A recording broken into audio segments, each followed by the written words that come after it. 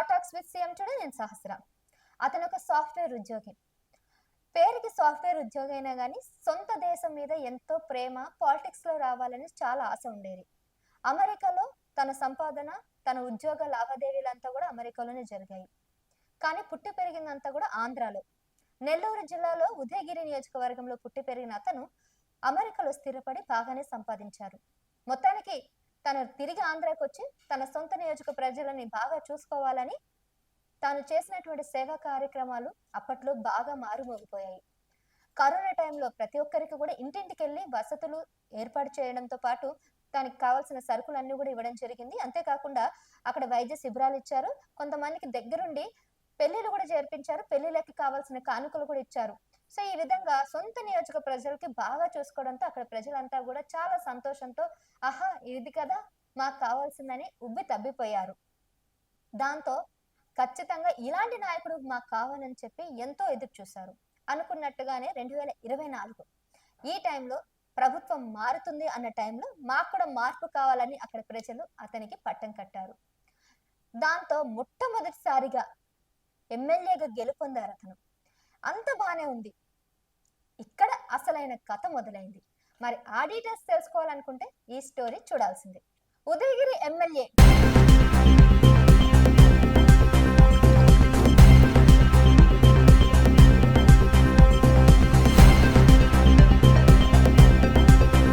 పేరుకు ఉదయగిరి, చేసేది దాదాగిరి అన్నట్టు కూడా అక్కడ ప్రస్థానం మొత్తం కూడా ఇదే విధంగా మొదలైంది. ముఖ్యంగా అక్కడ ఉన్నటువంటి నాయకులు, చిన్న చిన్నపాటి నాయకులందరూ కూడా ఎమ్మెల్యే పేరు చెప్పుకొని దందాలకు మొదలు పెట్టారు. అక్కడ దాదాగిరి చేయడం మొదలు పెట్టారు. అయితే ఇంత జరుగుతున్నా అక్కడ ఎమ్మెల్యేకి ఏం పట్టనట్లు లేదా అంటే దానికి సమాధానం లేదు. అక్కడ ప్రజల గురించి చాలా చాలా ఆలోచించాల్సిన ఎమ్మెల్యేనే. ఎందుకంటే గతంలో 2024 ఎలక్షన్స్ ముందులో దగ్గరుండి ప్రజల కోసం ఎన్నో సేవలు చేసినటువంటి కాకర్ల సురేష్ ఇప్పుడు ఎలక్షన్స్ అయిపోయిన తర్వాత మొట్టమొదటిసారిగా ఎలక్షన్స్ లో పోటీ చేసి ఎమ్మెల్యే గెలుపొందినటువంటి ఆ వ్యక్తి కృతజ్ఞతతో ఇంకా ఎక్కువ సేవ చేస్తారని ఎక్స్పెక్ట్ చేసిన ప్రజలు ఆ ఎక్స్పెక్టేషన్స్ తగ్గట్టుగా అక్కడి నుంచి రాకపోవడంతో చాలా అంటే చాలా బాధపడుతున్నట్లు వార్తలు వస్తున్నాయి. మరి ఏం జరుగుతుంది, ఉదయగిరిలో అసలు ఏం సమస్యలు ఉన్నాయి, ఆ డీటెయిల్స్ ఒకసారి తెలుసుకుందాం. ఉదయగిరిలో అన్ని సమస్యలే. వాటర్ సమస్య, నిరుద్యోగ సమస్య, రోడ్ల సమస్య, నాయకత్వం సమస్య, వైద్యం, విద్య ఇవి కూడా సమస్యలే. పిల్లలకి సరైన విద్య లేదు, చదువుకోవడానికి అక్కడ ఎటువంటి స్కూల్స్ కూడా ప్రాపర్ గా లేవు, వైద్యం చేయించుకోవడానికి హాస్పిటల్స్ లేవు. అసలు ఏ రకంగా కూడా డెవలప్మెంట్ కానీ ఉదయగిరి స్థానం ఇంకా రోజు రోజుకి వెనకబడుతుంది అన్నట్టుగా కనబడుతుంది. అయితే మమ్మల్ని ఏదో ఉద్ధరిస్తారనుకుంటున్నటువంటి ఎమ్మెల్యే మమ్మల్ని గాలి కుదిలేశారంటూ ప్రజలు గగ్గోలు పెడుతున్నారు.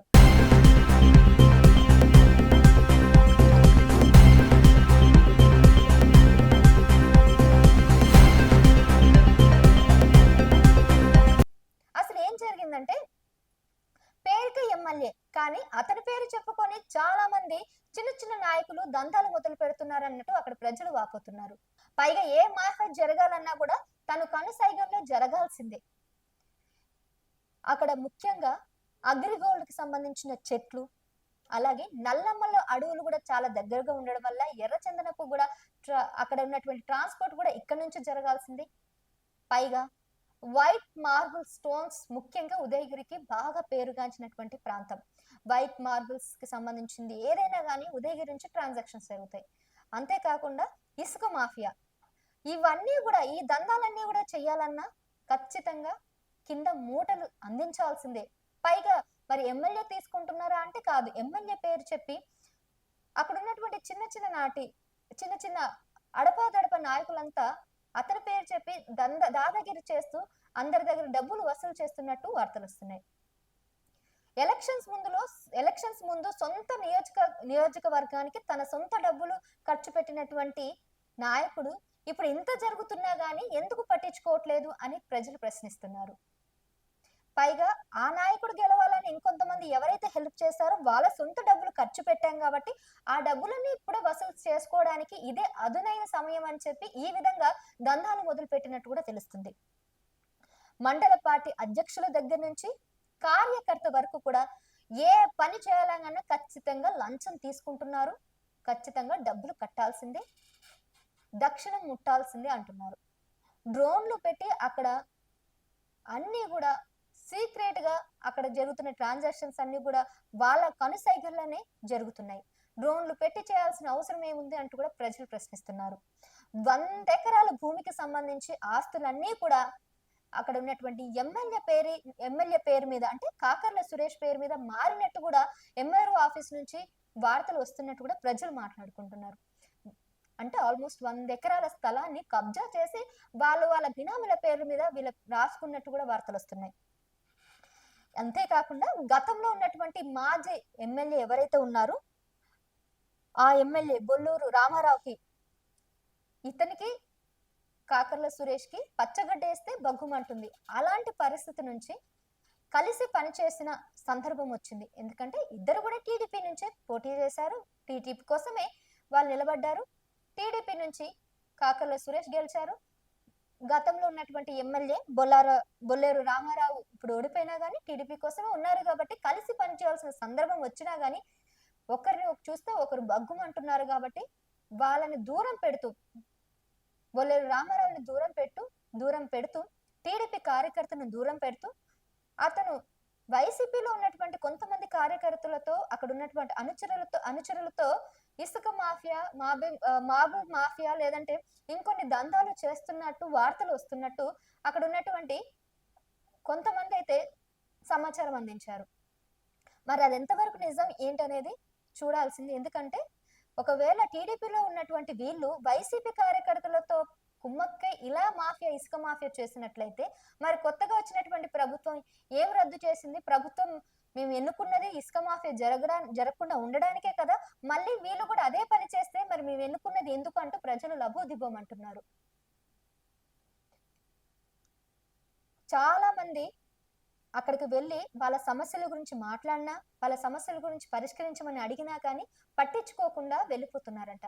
పైగా అమెరికా నుంచి వచ్చి ఇక్కడ తన సొంత నియోజకవర్గాన్ని ఉద్ధరిద్దామని అనుకున్నటువంటి ఆ కాకర్ల సురేష్ ఇప్పుడు ప్రజలను పట్టించుకోకుండా ఎక్కువగా అమెరికాలోనే ఉంటున్నట్టు ప్రజలు వాపోతున్నారు. మరి మా కోసం వచ్చినటువంటి ఇతను ఎక్కువగా అమెరికా టూర్లు, అమెరికా విదేశీ పర్యటనలు చేస్తే మమ్మల్ని ఎవరు బాగు చేస్తారంటూ వాళ్ళు ప్రశ్నిస్తున్నారు.